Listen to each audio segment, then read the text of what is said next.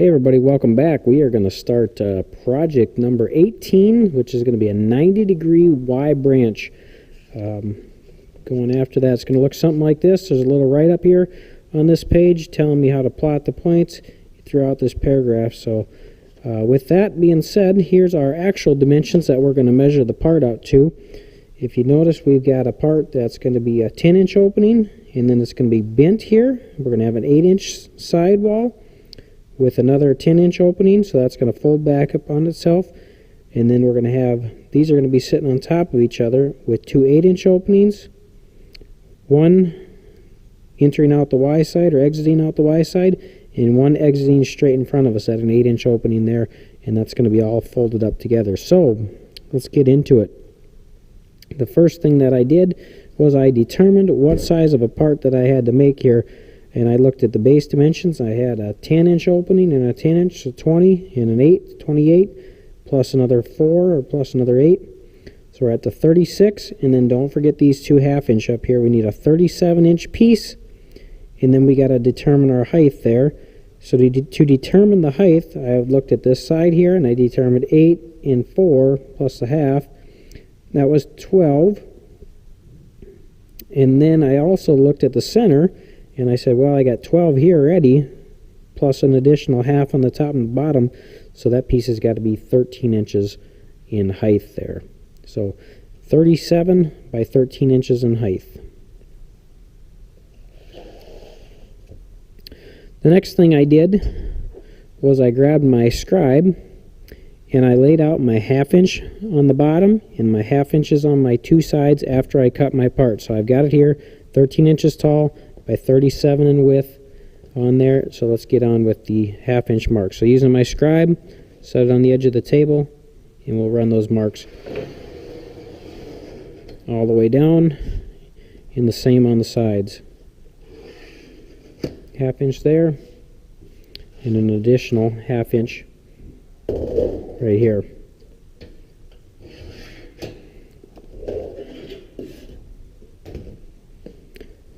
At this point in time, I've got my dimensions pretty well laid out in front of me there to get my starting pivot points. The next thing I'm going to work on is my, I guess if you want to call it the throats. So this is the cheek, this is a cheek, and this is the back, all as one piece. It's going to kind of fold up on itself like that after we get it bent. So let's determine where we've got to start. We've got a radius, it looks like from our 1/2-inch points to the inside of the circle of 4 inches. So I'm just going to take my square here, and I'm going to lay out a 4-inch dimension. I'm going to just set it at 1 here and lay it on there at 5, which I've already done. And just make sure it's tight, and that's going to be my first arc. And I'm going to do the same on the other side. So from my 1/2-inch marks, we're going to lay out that 4-inch radius. So taking it over here, set it on the 4-inch radius, and we'll pull that up and around. And we'll do the same on the right. Set it on our 1/2-inch mark here, 4-inch radius, and up and around. The next thing I'm going to lay out is I'm going to lay out my 1/4 inch for my lock form, which is so deduct a 1/4 inch off of that, which is going to be reset to the, if that was 4 inches, we need 3 3/4. So right here, 1 to 3 3/4, retighten it down, which I already did prior to this. And then we'll set and we'll strike that inner arc, or I guess if you want to look at it as the external lock forms arc. 1/4 inch this direction from that one, and same deal, a 1/4 inch this direction from the previous 4-inch arc. Now I've got my marks for my left and my right side, my left and right cheek done there.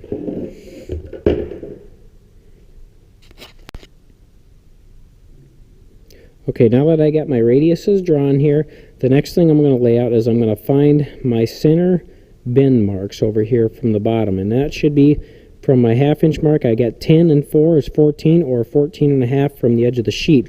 So I'm going to lay those out next from each edge. So I got 10 and 4.5 is going to set me at 14.5 right there. And then it should be, if I cut the sheet to the right length, it should be identical from the other direction. Again, another 14.5 inches, just the opposite direction there. And if I measured it right, I should also be able to see that there would be an 8-inch dimension between those two marks. So from here to my other mark is 8 inches, and that landed just perfectly. Then I'm going to square those marks all the way up through where they cross the other edge of the table there, or the edge of the sheet. Set them on your marks. And then I've got to extend those beyond. Being that was too short, I'll just use this ruler here and line it up again, or I'll get a bigger square. Check them after a little bit. Right now, what I'm doing is I'm extending those marks all the way to the other half of the sheet. Again, an 8-inch dimension in between them from 1 to 20, or 12 to 20 is 8 inches. Now that's complete. So I got my center marks, and I've got my radiuses, and I should have on the bottom, that should come up with a 10-inch opening. So if I set my 12 on that mark there, to here is my 10-inch opening, and should have the exact same thing on the other half of the sheet, another 10-inch opening. That's good. So this half, the bottom half, is complete. Now we got to start working up to the sides, and as well as these openings at the top. So let's do the top opening next. From these marks, the 8-inch opening, I can measure back an additional 8 inches and then another quarter, and I can establish that last point. Same over here, 8 plus an additional quarter to that mark there. So let's do that next. So I'm going to measure back 8 inches.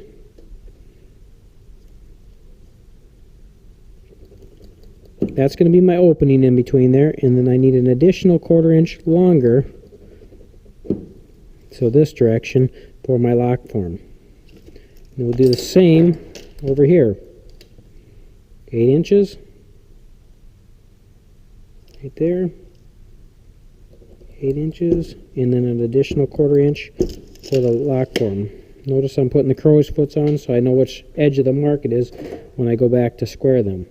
Now I really don't know how far down I got to go. I'm just going to take a guess at it, probably a couple inches or so, based on how the plan is laid out there.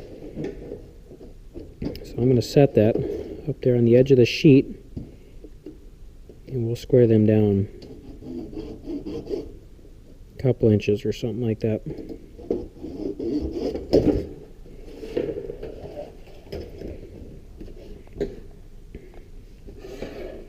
And we'll do the same on this other side.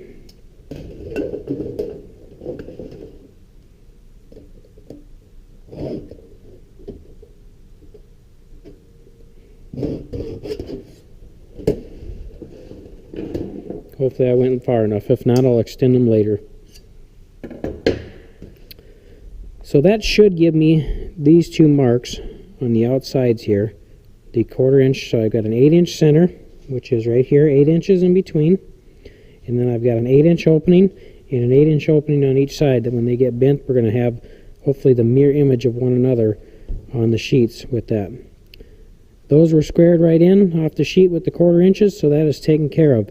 The last thing I've got to do is I've got to establish this radius, this arc, which is going to be from this 1/2-inch pivot point down here all the way up, but we got to establish our height. So we've got an 8-inch opening plus an additional 4, and don't forget the half at the bottom. So we're looking at about 12.5 to the initial starting point. 12.5 is right there.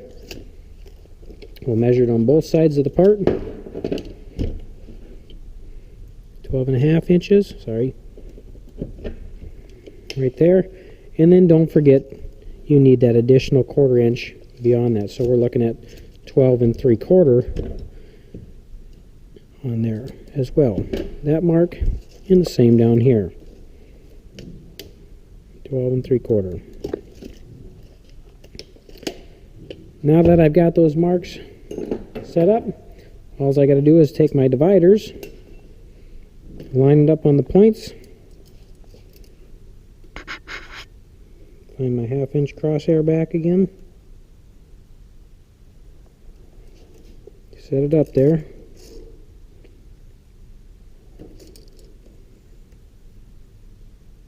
Takes a little doings for sure. And then we're going to drag that in until they cross at the center. We'll do the same on the other side while it's set. They should come out, and they do. And then we make it a 1/4 inch larger.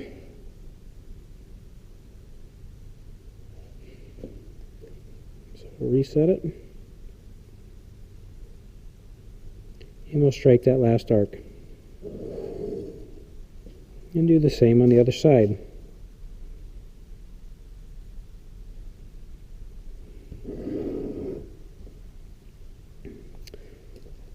The last thing for us to do then is just to check our dimensions, establish, make certain we've got our 8-inch mark in here with our tape measure. You can set it, I prefer to use the 12-inch to 8, and that works out there. And then we'll check the other side as well. 12, using the red numbers on the tape, we got it at 8.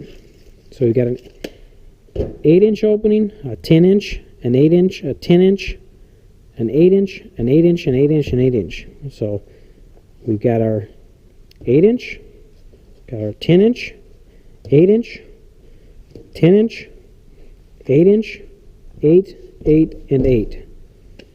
So that is the completed part ready to be cut out. So the left and the right cheek are there, and then we've got the back ready to go. So let's get into notching this part out next.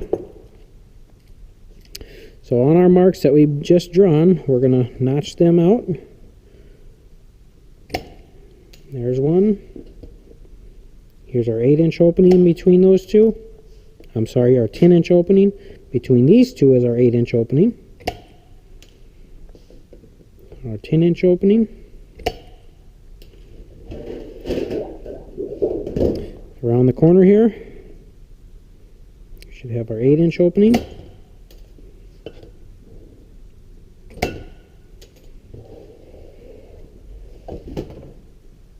Continue around, we got this intricate little, I guess, heel or throat, however you want to look at it. I guess it'd be kind of a heel and throat. So from here to here, we got our 8-inch opening, our next one. And then between the next two is our 8-inch back. And the last cheek opening here. And the last side to notch out is over here.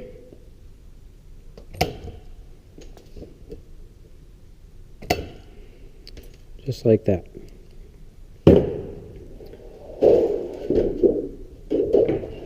Now on this part, I only notched one side of the block form mark. I notched to the inside, but the trick with this is make certain we cut to the outsides of it. Some people also like to put a notch on both of them, like this here, so they'll see where their 1/4 inch marks are when it goes to cutting. It makes no difference. You can do that. You can mark the top the same if you like by notching them out, or you can just, when you tin snip it, just make certain you cut on the right spot. So let's go to cutting that next. So this side I did not notch both sides like I did over there, so I've got to be careful. Get the right snips here. Be careful that I don't cut on this mark. I need to have the additional 1/4 inch here for the lock form. So let's move out a 1/4, and then we'll cut this around so you can see it. So there's that leftover little bit there on the part. And then we'll finish by cutting that radius out all the way up and around, trying to make them as smooth as possible as we go.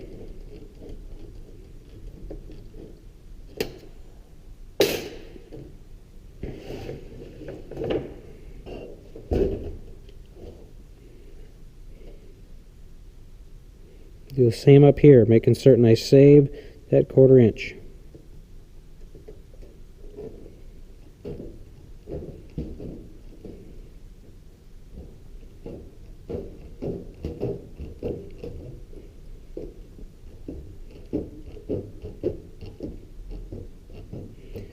Now this corner, I've got to stop when I get to the first 1/4 inch mark from this edge here, because again, I got to save that. I cannot cut through it. So we got that chunk taken out of there. And then the last thing to do is to just cut the diamond tip to tip there out of that little corner. Just like that. And then I'll come back later and I'll knock these tails off here. Or you can do it now if you like. We'll do the same on this side. We'll cut a radius.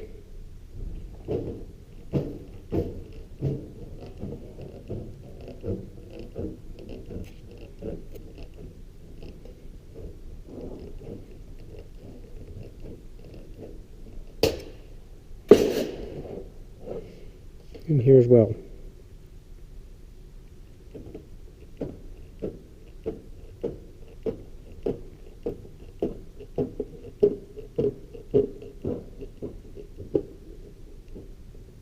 Again, make sure you don't cut too far on this last section, saving that, I guess, the vertical 1/4 inch, if you will. And then cut the diamond corner to corner, making certain you don't cut too far on that. Okay, now I'm going to finish cutting my relief corners out of here.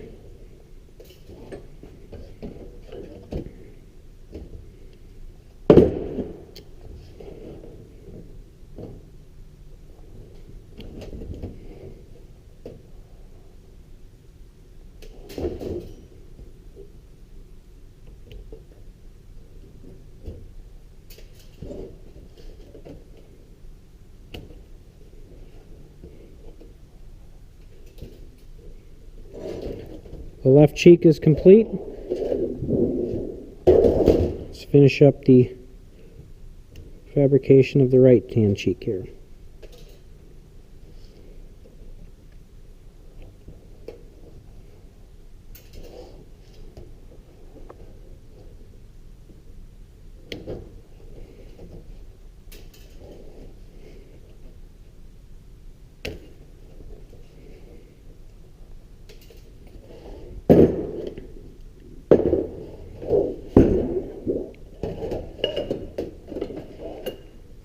Okay, there we have it. I've completed all the fabrication requirements for the left hand and the right hand edges of the cheek to match the plan. Now I've got to run it through the easy edger or bend it, whatever you prefer. Some people like to easy edge the corners first. It's a little bit easier from time to time. Some people like to bend it so they're not working with such a long sheet. So your preference, either will work fine. So we're going to start with the easy edging. We'll set it in the part here. Put our 90 on it to start. And it's a little big here in this spot, but it should work. And we'll start with that corner.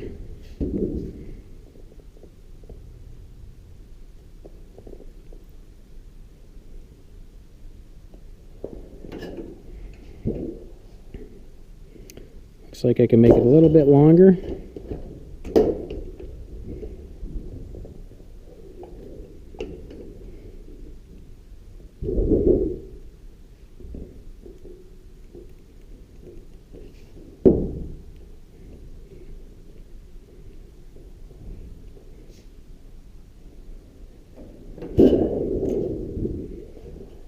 You'll notice there's a couple ripples in there, so I'll run it through one more time. Maybe just put a little more tension on it. Just touch them up.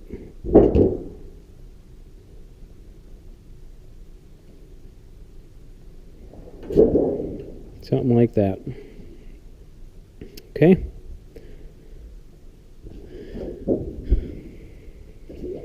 Now this one here is pretty tough.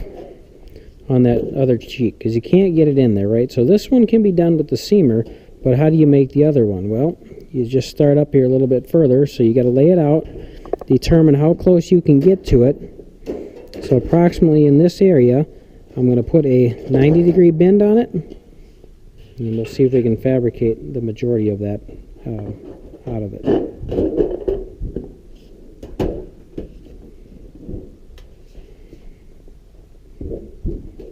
So there's your 90. Now how do you get it in there? Well, you got to loosen the die, set it in there, and then snug it back up.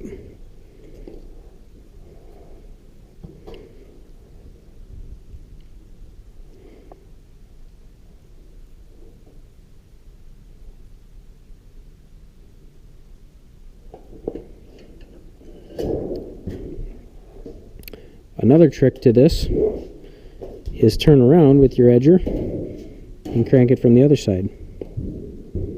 And that works too.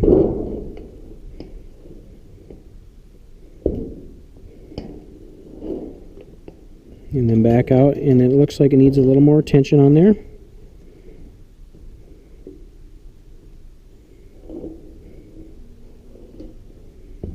Okay, so we can almost get all the way, but we do bottom out in this edge, and then we'll just have to hand form that with a lineman plier or a needle nose or something like that, or a seamers or whatever. So we'll do that in a little bit.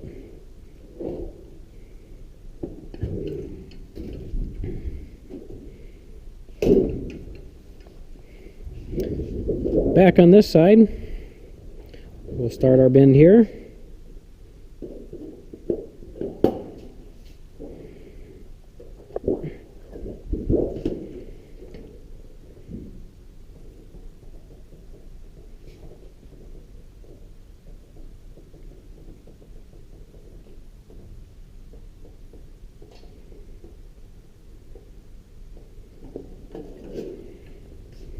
Okay, we'll tighten that up then and put it on the mark that we need it on. Oops.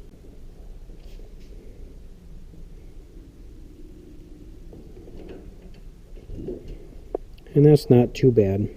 We'll work with that in a little bit. And then let's see if we can finish the last one out here.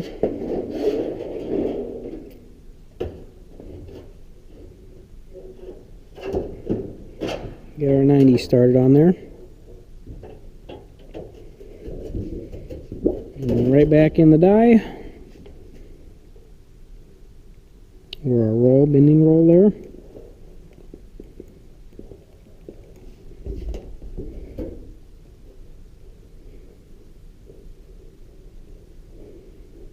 And there it bottomed out against the bottom, so that's as far as we can go there. Take it back out and look at it. Some you can just loosen it too and pull it out that way.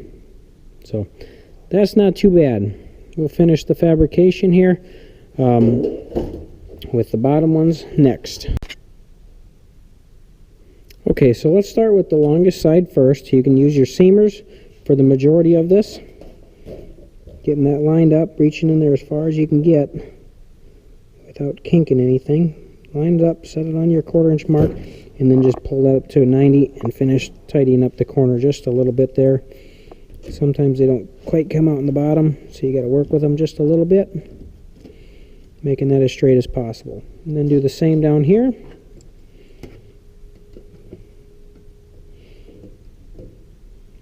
Getting it set on your mark.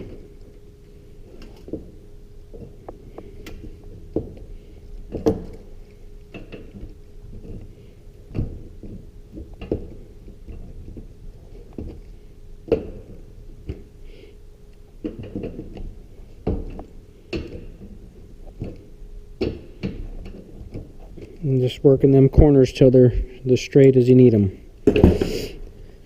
And then the last bit is a little bit harder because it's smaller. So the last thing we do here is grab our corner and we'll work that up with our pliers.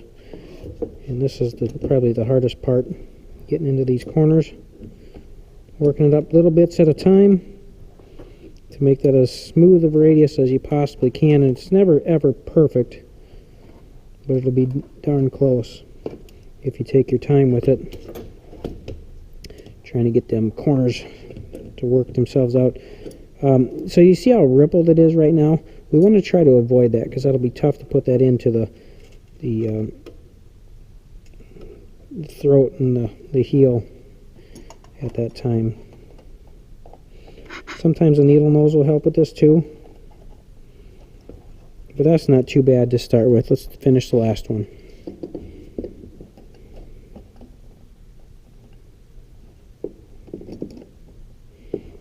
So if you take it little bits at a time, generally that's one of the best ways to go about that.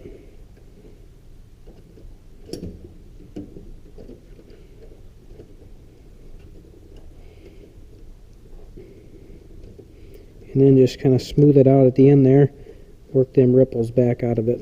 So with that, we are done with the easy edger. We've got 2 bends to make to finish our left cheek connected to the back, and then our right cheek. So we got to slip it into our leaf brake and or our bending brake here and finish up.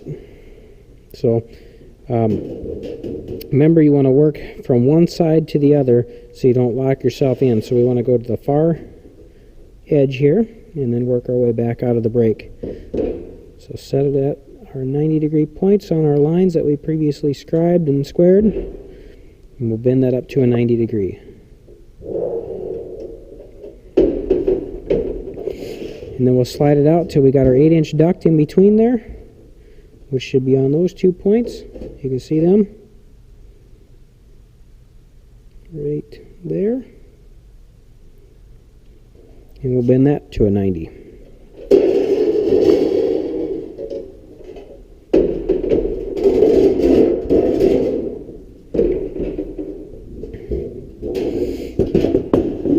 And there you have the cheeks, the 2 cheeks, the left and the right cheek, as well as the back for that 90-degree Y branch on this fitting. So stand by. Next video we'll fabricate the inner and the outer cheeks, or I'm sorry, the inner and outer throat, and we'll be ready to assemble after that. So thanks for watching. Hope this helps.